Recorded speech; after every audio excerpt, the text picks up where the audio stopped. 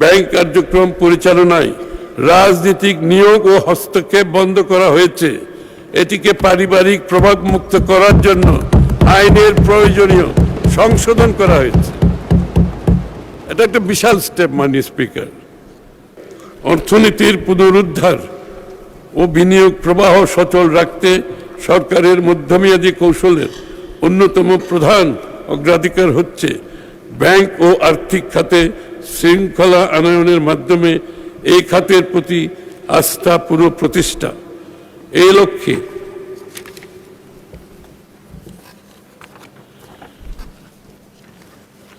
ঋণ, এই ক্ষেত্রে খেলাপি ঋণ হ্রাস, ঋণ অনুমোদন, পুনঃতফসিলকরণ ব্যবস্থায় স্বচ্ছতা নিশ্চিত করা এবং ব্যাংক পরিচালনায় জবাবদিহি জোরদার করা হচ্ছে।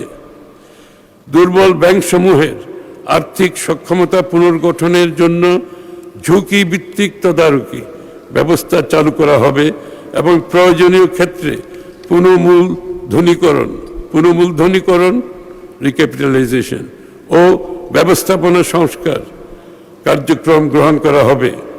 উল্লেখ্য, দুর্বল ব্যাংকসমূহের পুনর্মূলধনীকরণের জন্য চলতি অর্থবছরে সরকার প্রায় 40,000 কোটি টাকা ব্যয় করেছে।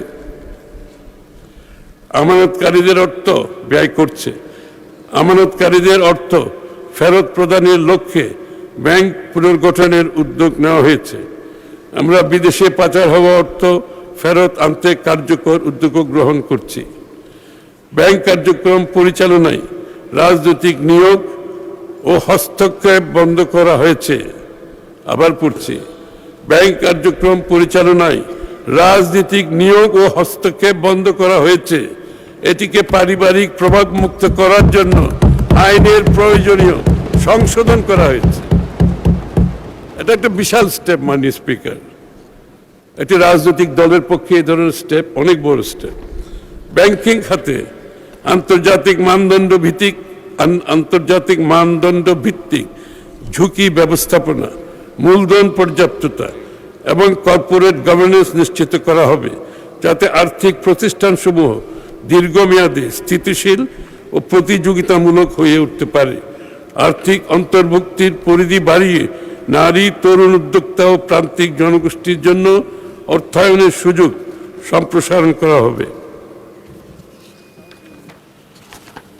মাননীয় স্পিকার, আমাদের সরকার দেশের অর্থনীতির পুনর্গঠনের অংশ হিসাবে একটি আধুনিক, শক্তিশালী, টেকসই আর্থিক ব্যবস্থা গড়ে তোলার লক্ষ্যে ব্যাংক ও পুঁজিবাজার খাতে কাঠামোগত সংস্কার বাস্তবায়ন করতে বদ্ধপরিকর। আমরা ঋণ নির্ভর বিনিয়োগকে ইকুইটিতে রূপান্তর করেছি। আমাদের লক্ষ্য বর্তমান ঋণ ভিত্তিক অর্থনীতি থেকে দূরে সরে এসে বিনিয়োগ ভিত্তিক অর্থনীতি গড়ে তোলা। দীর্ঘমেয়াদী বিনিয়োগ অর্থায়নের জন্য বন্ড মার্কেট এবং বিকল্প অর্থায়ন ব্যবস্থার উন্নয়ন করা হবে, যাতে ব্যাংক নির্ভর অর্থায়নের উপর চাপ কমে।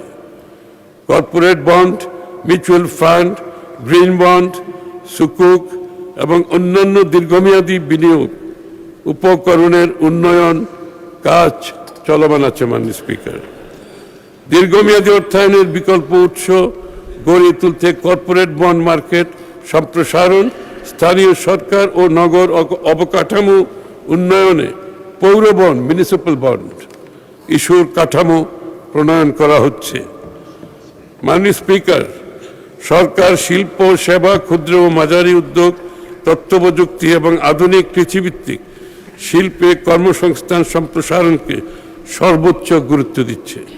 শ্রমবাজারের চাহিদা ভিত্তিক কারিগরি ও বৃত্তিমূলক প্রশিক্ষণ সম্প্রসারণ, তরুণ উদ্যোক্তাদের অর্থায়ন সহায়তা এবং নারী ও প্রান্তিক জনগোষ্ঠীর কর্মসংস্থানের সুযোগ বৃদ্ধি করা হচ্ছে।